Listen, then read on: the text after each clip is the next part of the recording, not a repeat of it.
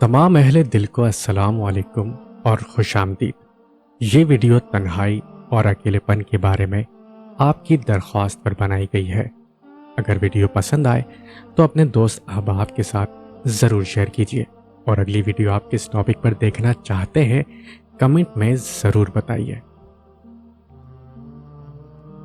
کچھ لوگ ہمیں اتنی شدت سے اپنی چاہت کا احساس دلاتے ہیں کہ ہم دنیا کی تمام چاہتوں سے کنارہ کش ہو کر ایک بے انتہا چاہت کے احساس میں جینے لگتے ہیں، لیکن دراصل وہ لوگ اپنی تنہائی اور ضرورتوں کی تسکین کے لیے انتہائی توجہ کے متلاشی ہوتے ہیں۔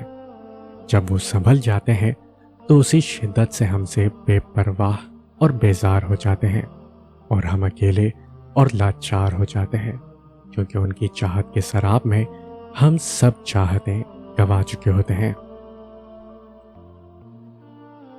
جب ہماری موجودگی میں کوئی ہماری قدر نہیں کرتا تو اس سے دور اس آرزو میں چلے جانا کہ ابھی سے ہماری قدر ہو جائے گی، بالکل ایسے ہی ہے جیسے سوکھی لکڑیوں پر پانی بہا کے آگ جلانے کی کوشش کرتے رہنا۔ جنہیں احساس نہیں ہوتا انہیں کبھی نہیں ہونا، چاہے آپ 7 سمندر پار چلے جائیں یا زمین میں دفن ہو جائے۔ ان کے لیے آپ کا وجود ایسے ہی بے معنی ہے جیسے ایک نابینا کے لیے قوس قزح کے رنگ۔ کتنا تکلیف دہ ہوتا ہے جب آپ کو کسی سے گفتگو کی طلب ہو لیکن وہ مصروف ہو، یا پھر کوئی آپ سے اس وقت گفتگو کرے جب اسے کوئی اور گفتگو کے لیے میسر نہ ہو۔ دونوں صورتوں میں آپ تنہا ہی ہوتے ہیں اور لب سلے ہوئے۔ زندگی میں دو چیزیں ٹوٹنے کے لیے ہوتی ہیں، سانسیں اور ساتھ۔ سانسیں ٹوٹنے سے انسان ایک بار مرتا ہے، اور ساتھ ٹوٹنے سے انسان بار بار مرتا ہے۔ میں نے کچھ لمحے خاموش رہ کر دیکھا، میرا نام تک بھول گئے میرے ساتھ چلنے والے۔ تنہا رہ لیں مگر اپنا معیار مت گرائیں، عزت کے بغیر محبت کا کوئی وجود نہیں۔ اس دنیا میں سب سے اکیلا انسان وہ ہے جو رات کے کسی پہر اپنی تکلیف سے ہار جاتا ہے۔